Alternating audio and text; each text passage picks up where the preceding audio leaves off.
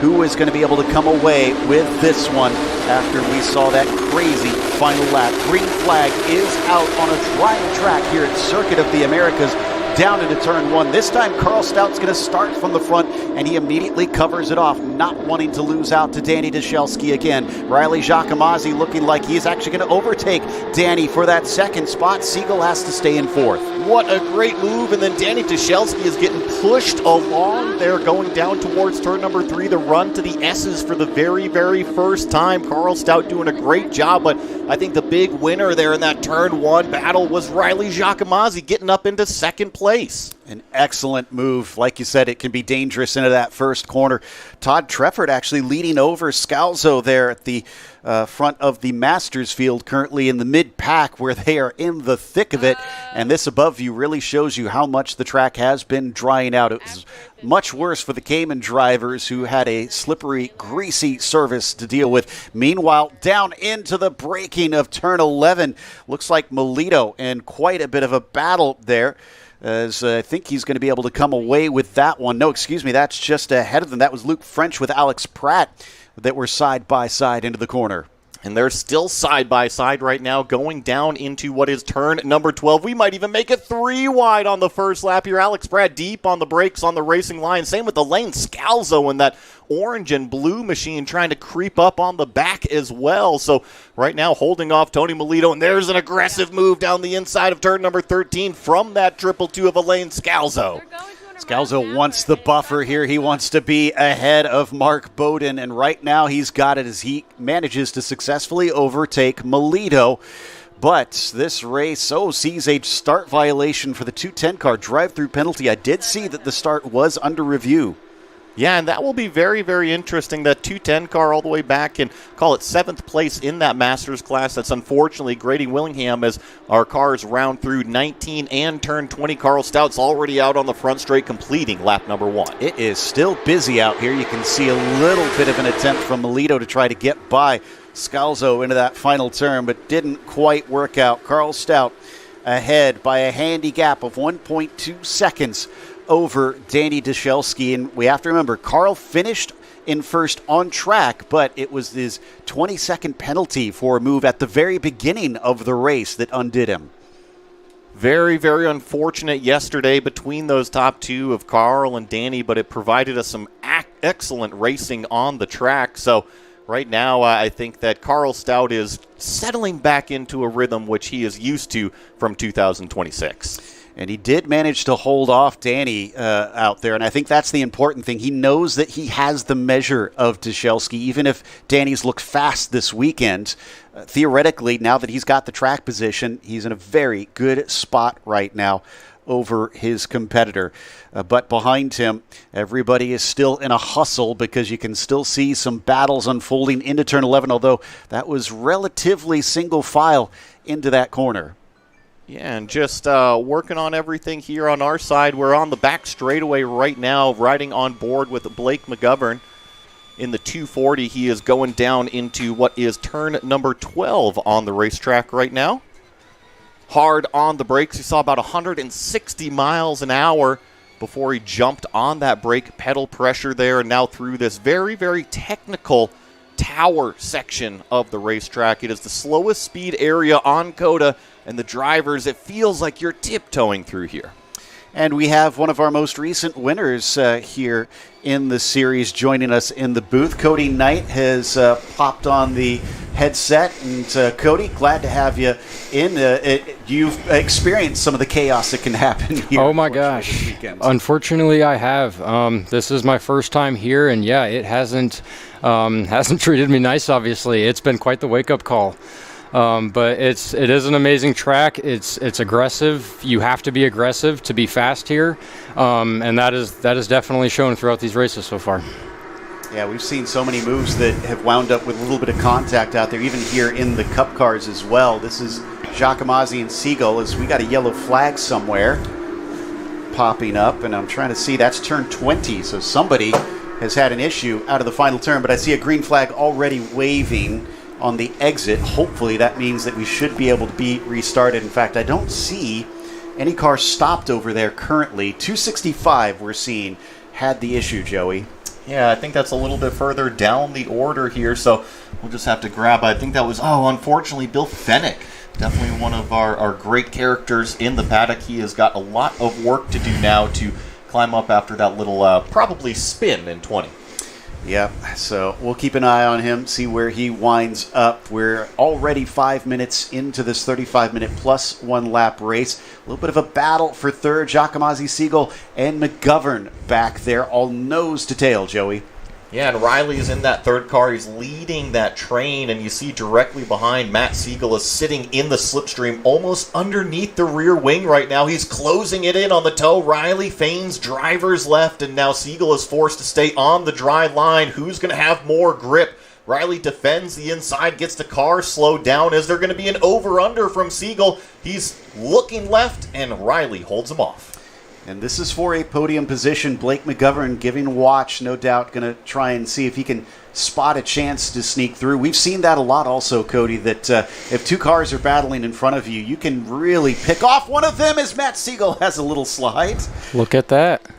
You are 100% right about that. There's a lot of strategy in waiting until these cars are side by side to battling each other and catch up to them and make two positions sometimes, 100%.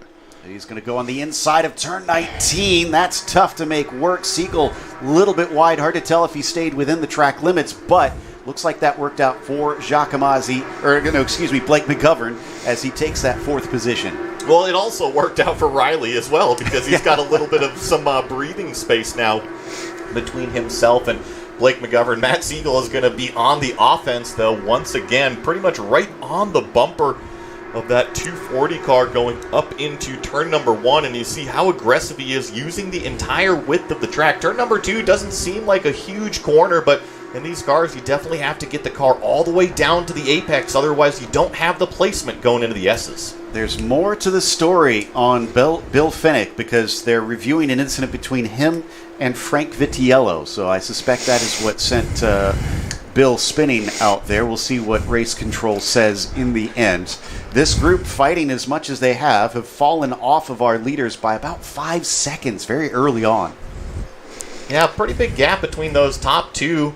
Carl Stout, Danny Dashelski, and then the gap, like you were mentioning, back to Riley Giacomazzi. But it's kind of been what we've seen in the 2026 season, right? Is that Carl Stout has been able to run away, and then here it's Danny Dashelski that's tagging on the back of him. Usually it's Lockie Bloxham as we get some more track limits violations. They've been popping up everywhere on the start of this race. I've kind of put them aside because we're trying to keep track of the action happening on the screen for the time being. Luke French also starting to join in on this fun.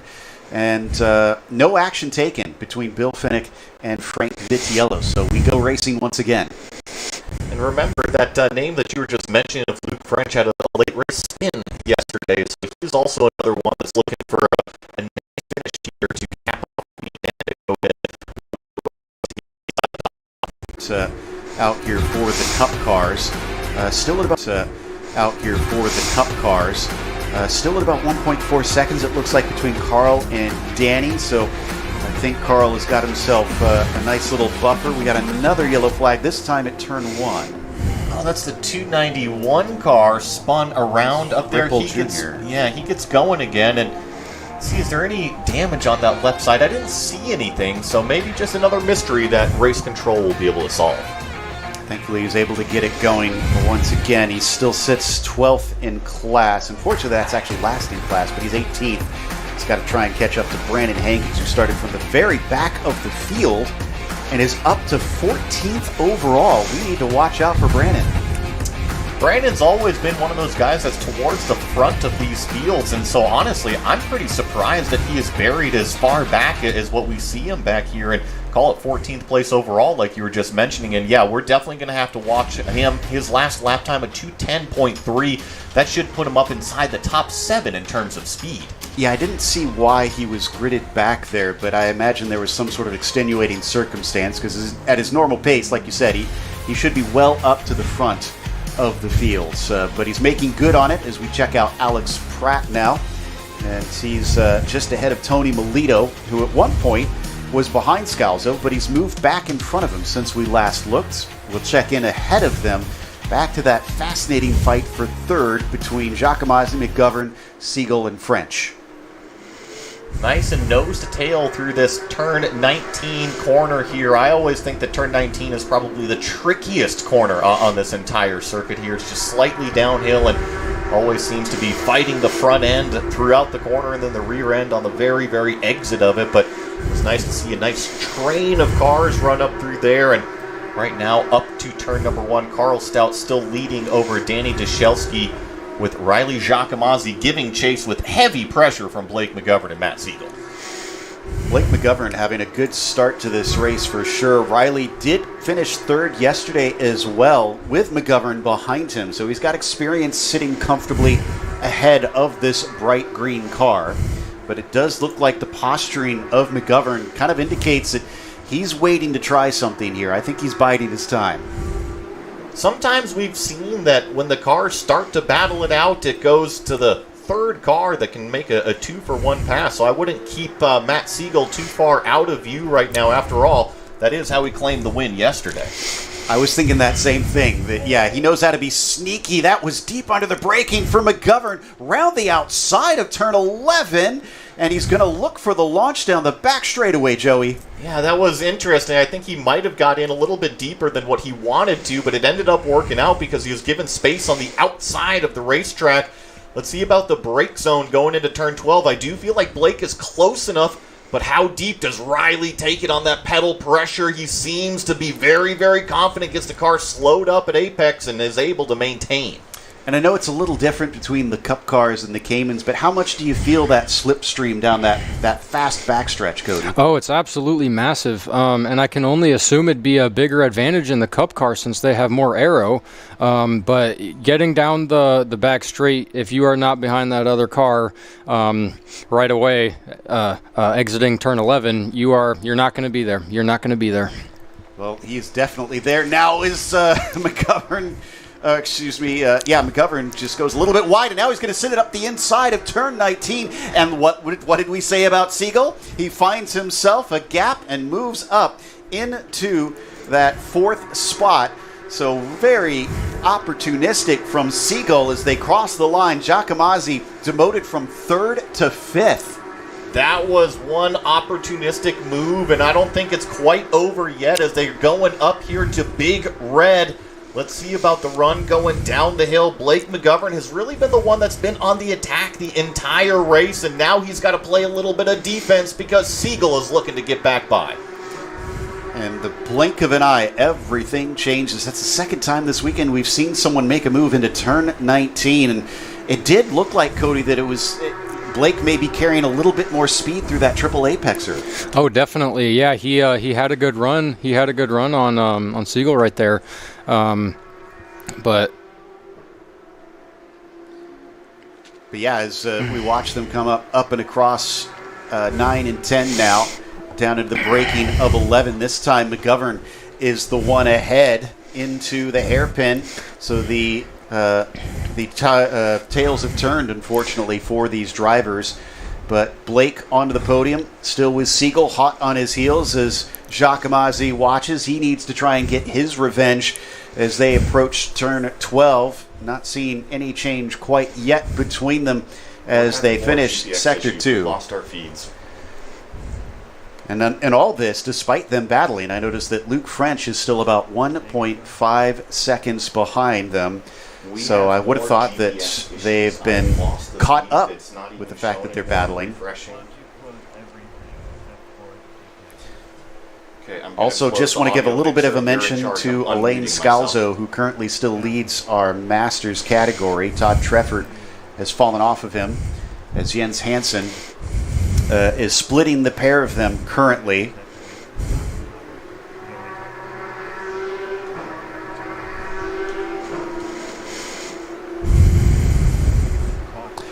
But Tony Melito probably happy to be ahead of Scalzo. Didn't want to be used as that pick. Now it's Jens Hansen's turn to have to deal with that. Bowden, who really wants to get back up to the top step himself, no doubt is going to be eager to put one over on Scalzo, who experienced a penalty yesterday. 3 seconds for track limits. Hopefully Elaine will be able to keep it a little bit more within the boundaries. He got that incredibly early as well in the race, which no doubt made it difficult for him to try to keep it within those track limits. And Cody, we were talking to Anna about that yesterday as well, about the track limits. Did you have any special kind of methods that you use to kind of figure out exactly how far you can go? I definitely did. My coach, Madeline Stewart, gave me very good advice on that, and during practice, I really made sure to actually forcefully make myself hit the track limits and see where that point was, and then bring it back from there, which definitely helped in the race, for sure. Very smart stuff, yeah. It doesn't really matter as much in that practice sessions.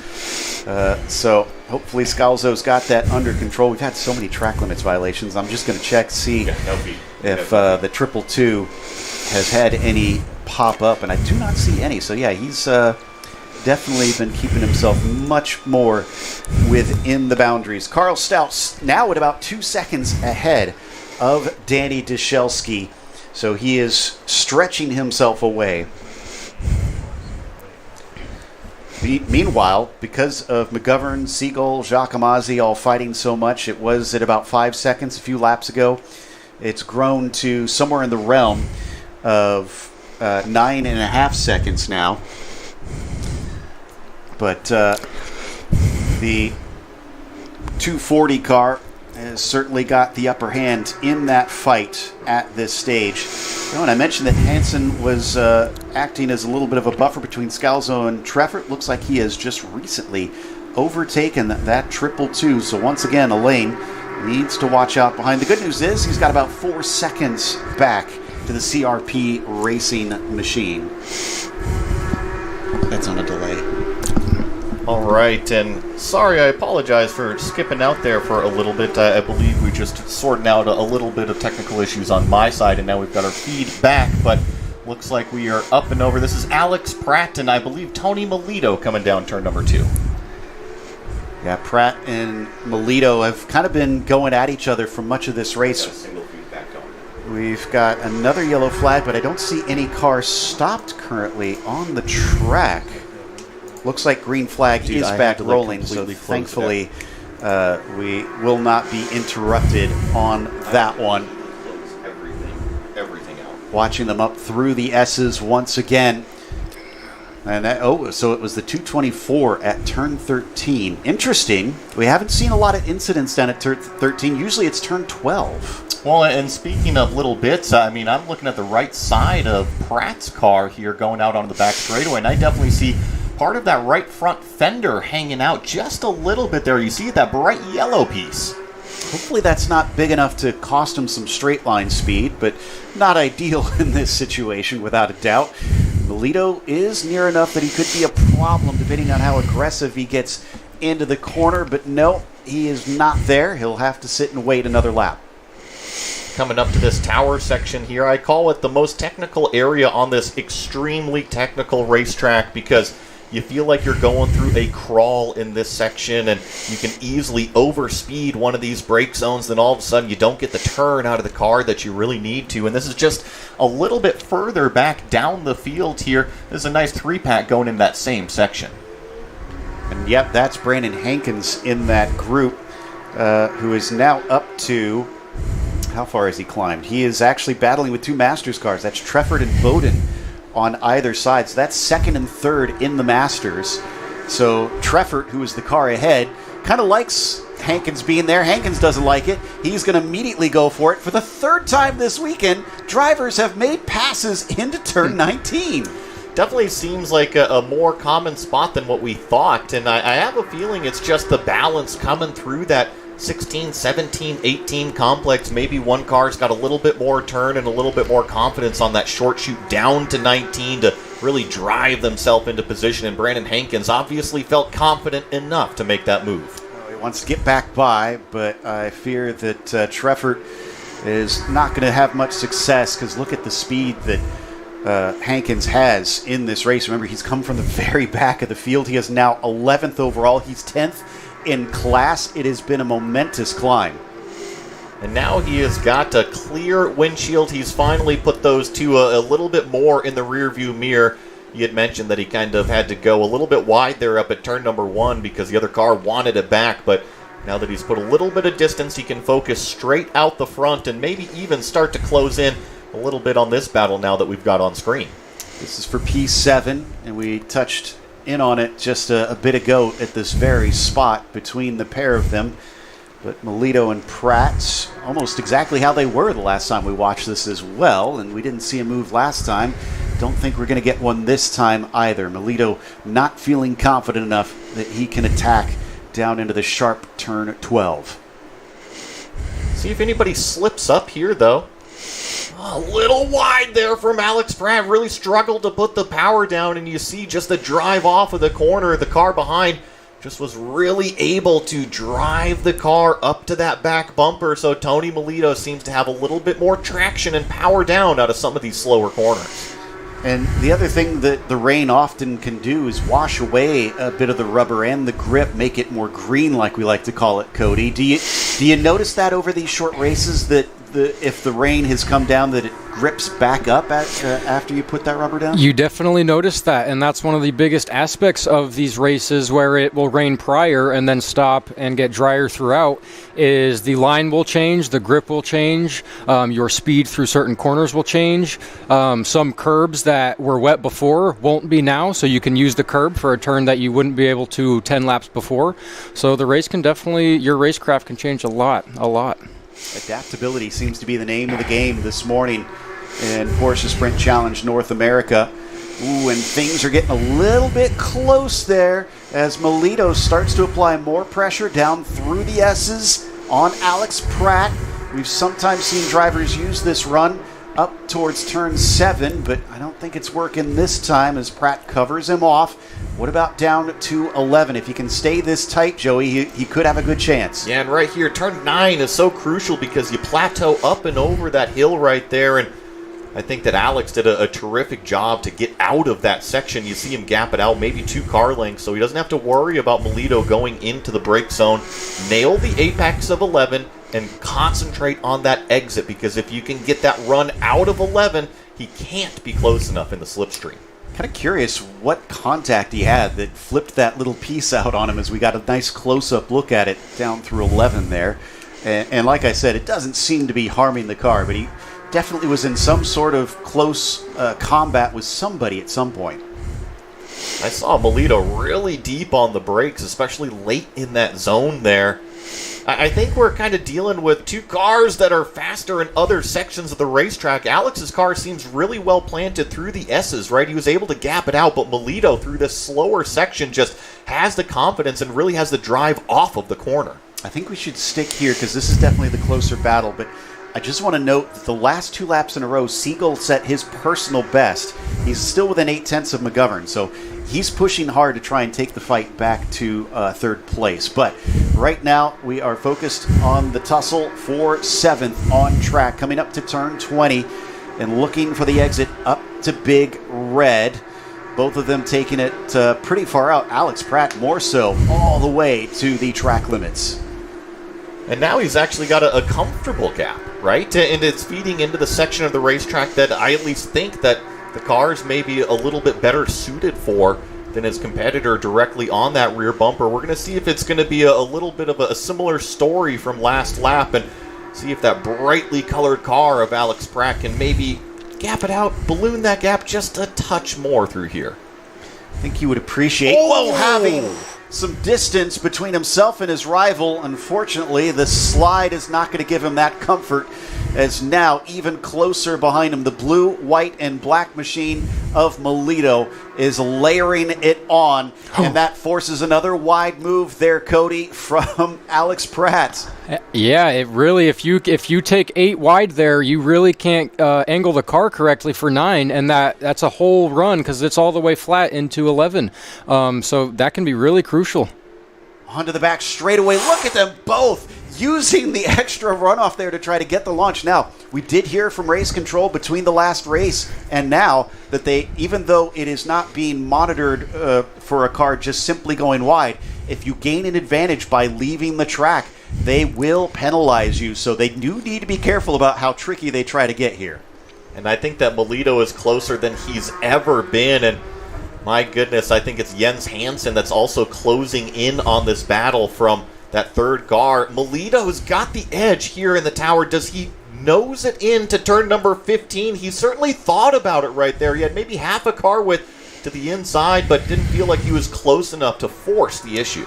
And look at this. Jens Hansen has decided to join the party as well. So all these mistakes have not just cost distance to the car directly behind, but now we've got Jens just about up to the rear of these two. And as we've seen, the third car in line seems to have a bit of an advantage in a battle. When they go side by side, it can often end up in a wide situation, and all of a sudden we've seen that third car be able to take the inside and essentially do a 2-for-1 pass. And Jens Hansen, of course, coming up from the Cayman class last year up into the GT3 Cups, is feeling a lot more comfortable now that he's got a few races under his belt, and we'll see how aggressive he gets here.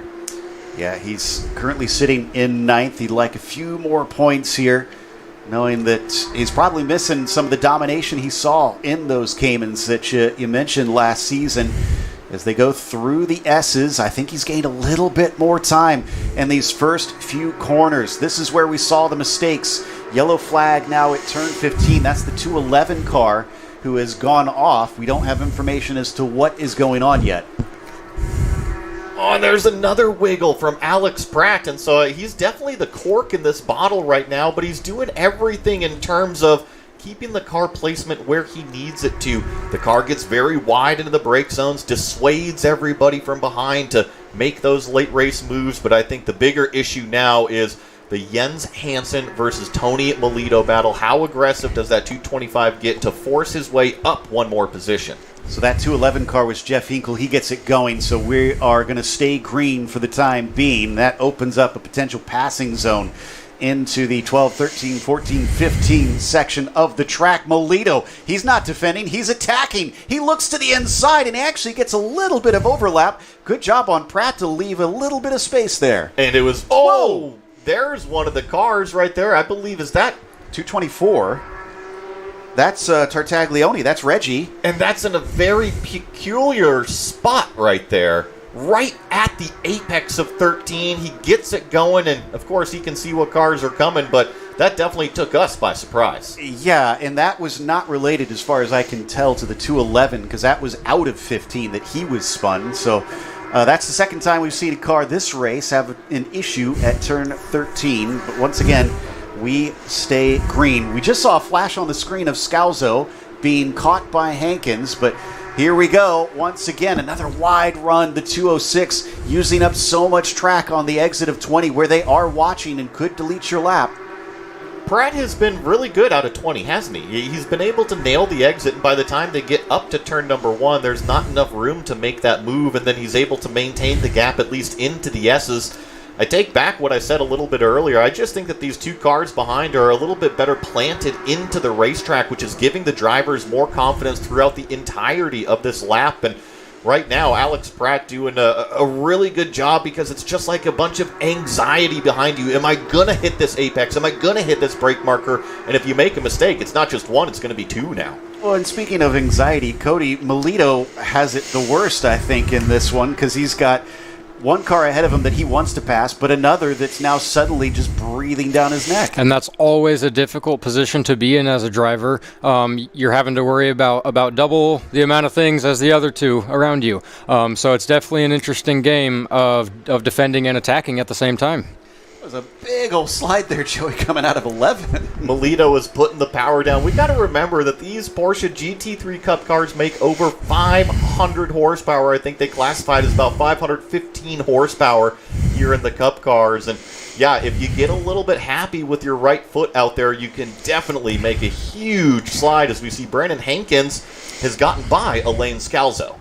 And time flies when you're having fun. I just realized we're less than 5 minutes to go. So this race is very close to over. Now, we haven't really had battles up at the front, even though we see our Masters leader. He's not been overtaken by someone in class. He's been well clear of Bowden, and Stout's been nowhere near Dyshelski these last few laps. pretty wide right there out of the 295, but I think he was just kind of opening up the corner a little bit to try to carry some of the momentum through. He's done a fantastic job. Remember when we checked on him earlier, he was still buried back there outside the top 15, and now he's in 10th overall. I'm sure he would have wanted more on this one. It's 7.5 seconds up to Jens Hansen, and Jens also a very fast driver. I don't think he's going to catch him in these last few minutes, but an impressive climb nonetheless by Hankins, who I think this is his last race of the weekend, because he was only going to take part in one of the USA West races this weekend from what I was told earlier. And he's going to end the weekend with a drive through the field, and that always feels good, carry some of that positive momentum and learning into the next couple rounds of the season here as we jump back to this Pratt, Melito, Hansen battle. And you see the car, Pratt, it just doesn't seem to have the same grip level as Melito, and I think that transfers directly to the driver's seat. The driver is going to wonder, when I drive over this curve, is it going to bounce out on me? And everybody else is like, okay, I've got the whole width of the racetrack, let's go. And Cody, I'm kind of impressed because Pratt's made a couple mistakes here and there, but I mean, he's holding the position, and that's what matters in the end. He is. I'm also wondering if that little piece coming off of his fender is letting a little bit of air into the wheel well, which might be why he's being upset over these corners compared to Pratt. But he is. He's doing a really good job of keeping the car planted and staying in front. He's not letting him by.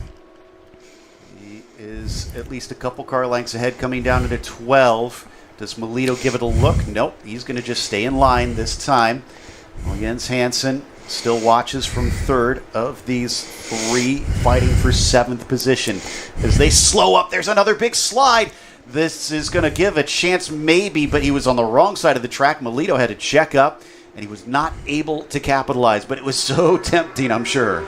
And if you're in the position of Melito, it can be very difficult to kind of go outside the normal racing line. I mean, we've seen him in the exact same position with Pratt out of shape in that turn 13, a countless amounts of times. And sometimes you have to do something just slightly different in order to get the advantage at another area in the racetrack. Leaders have already gone by, so I think we're 3 laps to go now at this stage. Coming across here for this group, there is our leader. Carl Stout seems to be the sort of driver that uses those moments of misfortune as motivation, because he has looked imperious today. Well, and yesterday I think he was taught a little bit of a harsh lesson, right, with that post-race time penalty. And he obviously went back, studied it, learned from it, and did not make the same mistake. I think that's the biggest thing out of a young racing car driver, is that when you do have that adversity, can you learn from those moments and then apply it here, as we've got a car off in what looks to be the turn 9 section far off driver's right. 211 again, so that is Jeff Hinkle with more issues at this race. Not sure if that's a self-spin or if there is any sort of help, but at least it looks like he's able to get it moving a little bit from what we saw, though I see on my marching ants that he's still stationary. So hopefully we don't finish under yellow for this one. We'll get the 2 to go at the line, I believe. I think, a minute should be enough for Carl to get back there. We'll just have to see. I think you might be right, but we're going to find out. I don't think that we're going to get to it before that 1 minute counts down. So, you're right. I think we should be at 2 laps remaining here. Once we get to the line, we saw the 211 continued out of that turn 8 area. And Cody, I think that's one of the areas that we kind of misjudge with how much elevation is actually climbing up through 8 and 9. It can really load up the car, too. 100%. You really have to use that curbing and get on the inside there, because it's such a big elevation change, and that is what gets you such a good run into 11, is getting on the power out of 9. It is so crucial. And that curb in turn 9 definitely makes it difficult to achieve that. Yeah, it can certainly send the car flying a bit. We've seen these cars bounding around all weekend long. Jashelski's got to be a little bit frustrated, though, because we have to remember he wasn't our winner yesterday. He came home second. I saw him on the podium, and he seemed a little bit despondent about it all. And having it repeat here today for different circumstances is no doubt frustrating. It was a fantastic race yesterday, wasn't it? Yeah. I mean, the opening sequence going all the way through the S's between Danny and Carl was definitely something to watch. Some of the best racing we've had in GT3 Cup and Sprint Challenge North America, and it was so much fun to watch. And then, of course, just a little bit of foul play was found on this car's part right here, which sent him all the way back. I think it was maybe about 8th or 9th that he finished yesterday. I'd have to go back and look, but as going back to my point about a young racing car driver, he learned from the mistakes. He did not make the same mistake twice, and he's obviously out front now. 9th in class, I was able to look it up, is where he wound up. It was way farther down. I didn't see the overall because it's points that matter. That's the first race that he had not won this season in GT3 Cup. But the way it's looking today, he is going to correct that. Won't be a perfect season now, but it's always hard to hit those perfect marks in racing. The perfect lap doesn't exist, as we like to say, but I think this one will be satisfying. Well, he's staring down another, call it about 4 miles from right about here. It's going to be coming up to the white flag this time by, and this car and this driver have always seemed so planted throughout every single race weekend, and then when he does need to get the elbows out and really race it out, we've seen tremendous car control from this young driver. Just want to make a note, because I checked in on Scalzo and Bowden. They're still 2.3 seconds apart, but Bowden was a second a lap faster last time. So there could be some intrigue there. We'll have to keep an eye on it just in case. As the white flag is out, 1 more to go for Carl Stout. Just got to keep it nice and easy.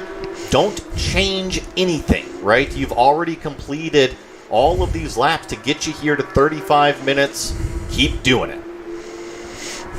Stout just now taking it through the S's. I had noticed, I'll watch here as we come up to 6, this is 5. There was a little bit of debris. Okay, and it seems to be clear now, so must have been kicked out of the way by cars. Just hoped it didn't present any sort of issue late in the race.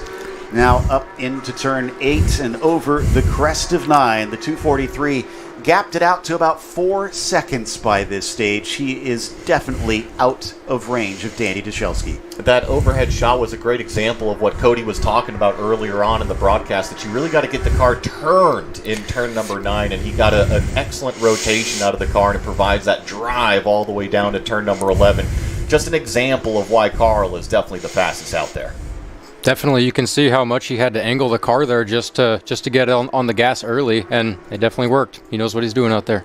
And he is indeed the fastest. I just checked, and he holds the purple lap, which I guess if I looked at the tower there on the left-hand side, I'd be able to see. But it's only about a 10th over Dashelski, so Danny pushed him the entire way. Just couldn't seem to keep up over the entire race distance. Down through the stadium section for the last time this weekend for the Belgian. He has come over here to North America, made such a huge splash immediately, and has been the dominant force in this GT3 Cup series. Down through the run of the Tower Triple Apexer, and finally turn 19 and 20. Smooth sailing for Carl Stout after rough waters last time here in Texas. The 243 rounds the final corner and sees the checkered flag for victory at COTA. And then here comes Danny Dashelski. He's going to finish in that second spot, patiently waiting for who's going to cross the line in third. Here comes Blake McGovern rounding out our Pro-Am podium. A fantastic podium by Blake. Remember, he had to fight 2 cars to try and get that one. We look for the 222 of Scalzo as well. It's down a little bit more, 1.1 seconds. So he definitely has shaved it a little bit close, unfortunately for him. But all that matters is you come home with the win. There's Brandon Hankins. So next one through should be Scalzo. And there he is. He makes up for yesterday. Scalzo wins in the Masters class. Nicely done from his point of view there. Was able to essentially claim the victory that was taken away from him yesterday. There is that orange and blue 222. We're going to get Joe Peak heading on down to our post-race winner interviews while we watch the rest of the field cross the line. I believe that was Chris Hutter in the 281, and now we're just waiting on Javier Ripple Jr. as well as Keith McGovern. Mr. Neal crossing the line back here in 17th, and there's Frank Vitiello going to be coming up next to the line. Here he is rounding out of turn number 20. Bill Fennick is going to be next. He's going to finish in 7th, and then we've only got a few more cars that are going to be crossing the line for GT3 Cup race number 2 here at Circuit of the Americas. The weather is doing just fine out here, holding off. We don't have any rain or moisture precipitation in the air. It has been a wonderful weekend of racing out here in Austin, Texas, as we get the checkered flag shots of a couple more cars crossing the line, and we'll go ahead and read through our official class results. Carl Stout takes your win in that white and green number 243 and also the fastest lap. Danny Tushelski going to settle for second place on the podium with Blake McGovern. A terrific fight there in the middle of the race. He's going to wind up in third place. Matt Siegel comes home in fourth with Riley Giacomazzi in fifth place. Luke French, a nice recovery after yesterday. He comes home in sixth. Alex Pratt is able to hold off both Jens Hansen and Tony Melito for the entirety of the race. We were watching them. That was a fantastic battle. He finishes seventh, Jens eighth, and Tony Melito in ninth. Brandon Hankins with a great run up through the field finishes in 10th. Chris Hutter back here in 11th, and then Javier Ripple Jr. in 12th in our Pro-Am class. We also have our Masters results. Elaine Scalzo, after getting dropped down to second yesterday, claims the victory today in that orange and blue 222. Mark Bowden comes home second in that Fall Line Motorsports machine. Todd Treffert in third place. Keith McGovern finishing in fourth with Scott Neal back here in fifth. Frank Vitiello in sixth. Bill Fennick finishes in seventh. Greg Shermer in 8th, Grady Willingham in 9th. And then Jeff Hinkle, after a couple little spins, finishes inside the top 10 in class. Same with Reggie Tartaglione back here in 11th. Well, we have got the cars ending their in-lap right now, and we're going to be right back with our post-race interviews with Joe Peak.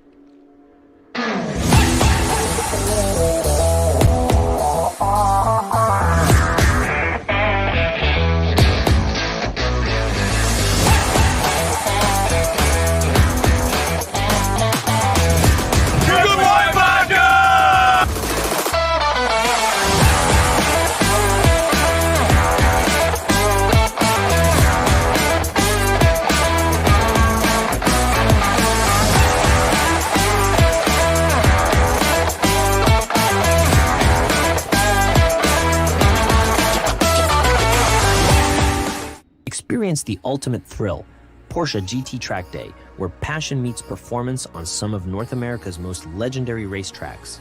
Designed exclusively for Porsche owners, this is your chance to unleash the full potential of your vehicle in a motorsport environment. Drive the same circuits as professional racers, on the same weekend as Porsche Sprint Challenge events. Where will your Porsche take you?